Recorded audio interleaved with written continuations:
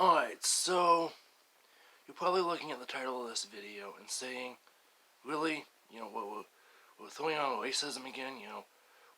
Racism has essentially lost all its meaning. It's like when someone calls you a mean name on Facebook, you're like, okay, yeah, some idiot's opinion. No, I mean actual racism. Are Democrats racist in 2021? Now you might say, oh yes, they are. It's called affirmative action. I mean actually racist toward toward blacks. I want to tell you a couple stories here. So the nearest large city from where I live is Omaha, Nebraska. And in Omaha there is a outgoing city council person by the name of Ben Gray. He's black. He represents the northeast area of the city. It's the most crime-ridden part of Omaha.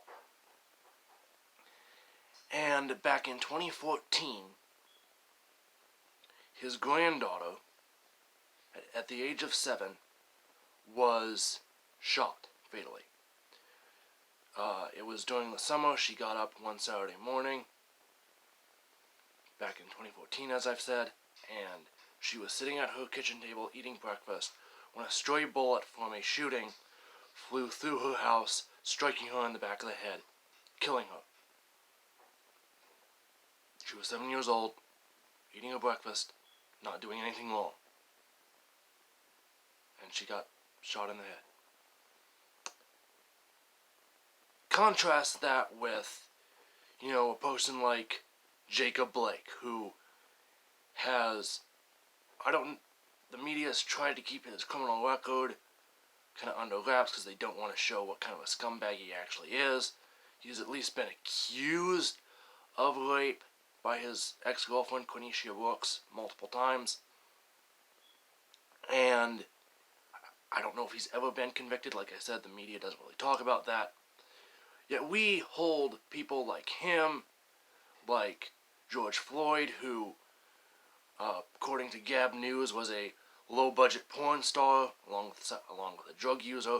He also pointed a gun at a pregnant woman while some of his friends ransacked her house looking to collect on some drug money.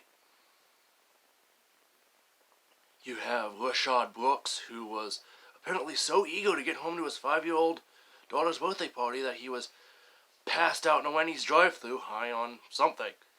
I'm not sure if the media ever came out with what it was, but it was certainly something. We hold the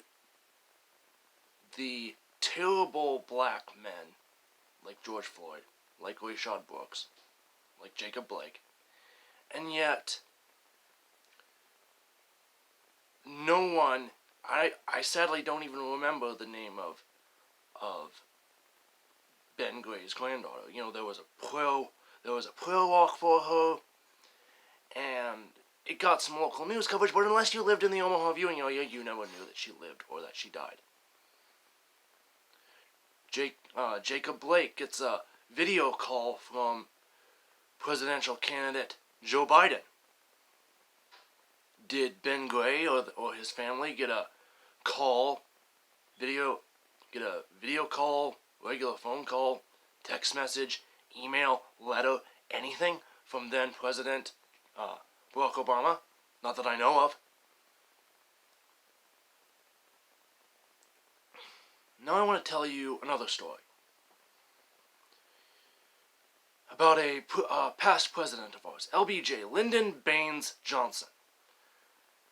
Johnson was, prior to rising to the office of the presidency, a senator from Texas who had voted against every single piece of civil rights legislation that ever made it to the floor of the Senate while he was there. Yet, as a president, he signed, I believe it was the Civil Rights Act of 1968, and then there might have been one previously. I'm not super versed on history, but he signed major civil rights legislation as president. So how does he go from voting against everything that ever hit the floor of the Senate while he's there, yet as a president is signs major civil rights legislation. There's a quote by Lyndon Baines Johnson. It was never officially documented, so there's a few different versions floating out there, but they all follow essentially the same script. He was in the Oval Office, and there were a number of people president of various ranks within the federal government. Some were just kind of Washington nobodies, others were names that you'd actually recognize. And he said to that group of people, if we get those niggers on welfare, we'll win every election for the next 200 years. Some say he said 400 years. And that's the thing, is that the Democrats thought, well, if we can get all these black voting people on our side and make them beholden to our party, we never have to worry about losing again. In the Reconstruction era and even after, a lot of blacks were very, very Republican. They saw it as, well, the Republicans are the party of Abraham Lincoln, and Lincoln was the one who gave them their freedom.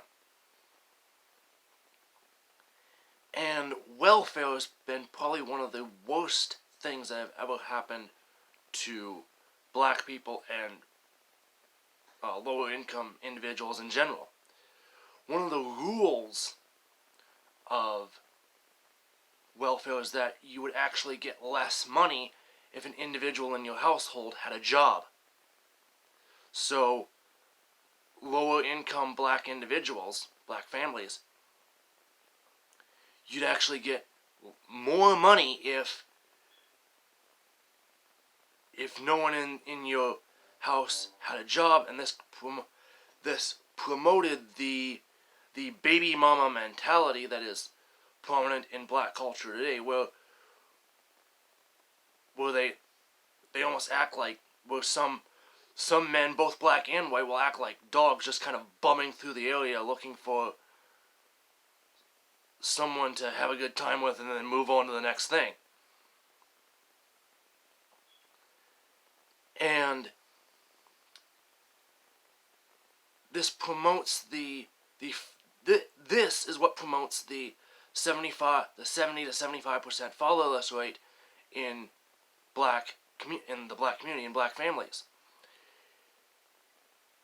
If we would bring fathers back into the home on a large scale, I mean, to where having a father that participated, having a black father that participated in his family's life was the rule instead of the exception, things would be way better for the black community. You bring fathers back in the home, you will not, or I should say, fathers leaving the home is what gets you the 25 homicide per day, or the 20 homicide per day rate in Chicago. It's what results in gangs and so many other things, because,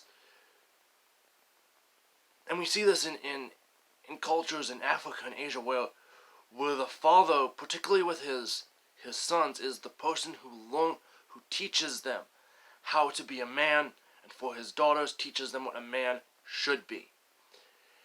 And when you don't have that good fatherly figure, this is what you get. You get young boys who are lost looking for some sort of male mentor, and they find it in rappers. They find it in their elder peers who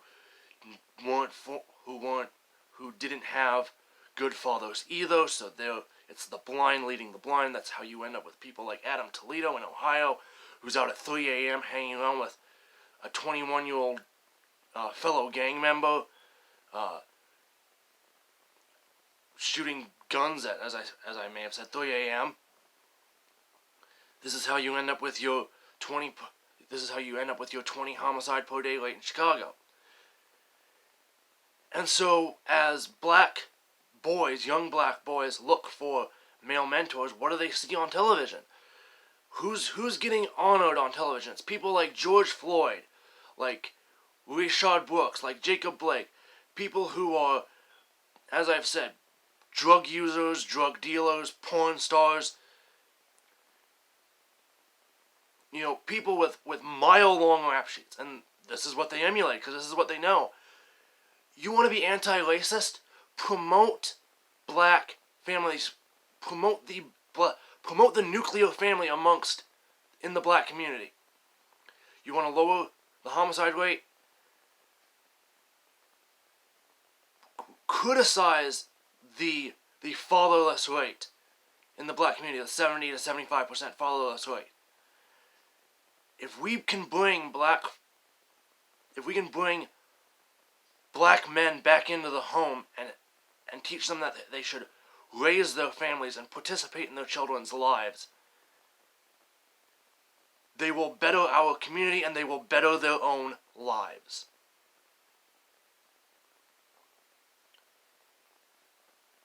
But when I say that are Democrats still racist? Yes, because they are the ones who are promoting, they are the ones who are holding George Floyd and Jacob Blake and Rayshard Brooks as the people that should be emulated and honored.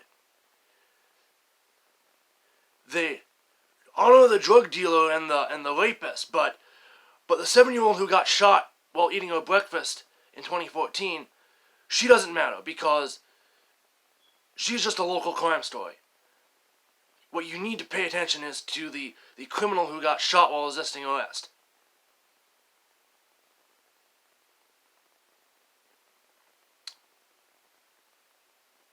Thank you, Democrats. The media and the Democrats all made this.